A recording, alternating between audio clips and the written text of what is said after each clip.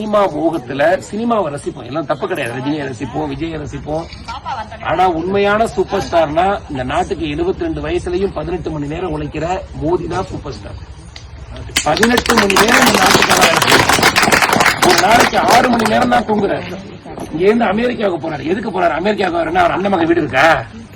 எதுக்கு போறாரு? என் நாட்டுல படிச்ச இன்ஜினியர் எல்லாம் இருக்கிறான். கிராமத்துல இருந்து நீங்க என்ன நினைக்கிறீங்க?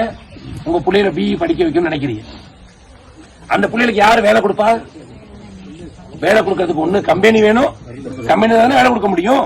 ஒவ்வொரு நாடா போய் சொல்றாரு, என் நாடு பெரிய நாடு, என் நாட்டுல படிச்சவன் இருக்கிறான், எங்களுக்காக ஒரு 10 கம்பெனி வந்து தராங்க, இங்க வேலை வாய்ப்பு கொடுங்க, இங்க இருக்கிற திறமைசாலி அங்க கூப்பிட்டுக்குங்க, எங்க நாட்டை பாதுகாக்கிறதுக்கு ராணுவத்துக்கு 4 ஆயுதத்தை கொடுங்க, எங்க ஊர்ல விவசாயம் இருக்கு, எங்க கோதுமையை நீங்க வாங்கிக்கங்க. இந்த நாட்டுக்கு தேவையான மக்களுக்காக ஒவ்வொரு நாடா உழைக்கிறார். நாங்க அடுத்த முறை ஒரு வெற்றியோட நாம வருவோம். இந்த முறை பிஜேபி உடைய ஆட்சி இரட்டலையும் பிஜேபியும் ஒன்னா சேர்ந்திருக்க கூட்டணியில மீண்டும் எடப்பாடி பழனிசாமி முதலமைச்சரா உட்கார்ந்தார்னாதான் ஏழை மக்களுடைய வழி தெரியும். வாடினா உங்களுக்கு எடப்பாடி ஐயா பழனிசாமி இருக்கும்போது அம்மா என்ன செஞ்சிச்சோ அதை எடப்பாடி செஞ்சாரு. ஒரு கிராமத்து மனுஷன், ஒரு வெள்ளந்தியான மனுஷன்.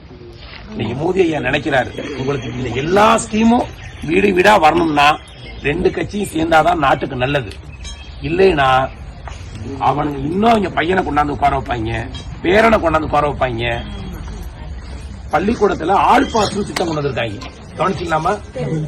ஆல் பாஸ் மனசாக நீங்க ஏத்துக்கிறீங்களா? நீங்க யாராவது உங்க பிள்ளைய கேட்டீங்களா ஆல் பாஸ் பண்ண சொல்லி? எப்படிமா 8வது படிக்கிற வரைக்கும் ஒரு பையனுக்கு பாஸ் ஃபெயிலே இல்லைன்னா அவன் எப்படி வாழ்க்கையில பிரச்சனையை எதிர்கொள்வான்? வெற்றி தொழில் ஒண்ணு தெரியணும்ல.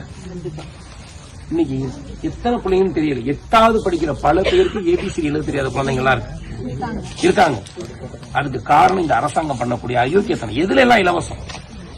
பச்சை குழந்தைக்கு படிப்புகள் எல்லாம் இலவசமா?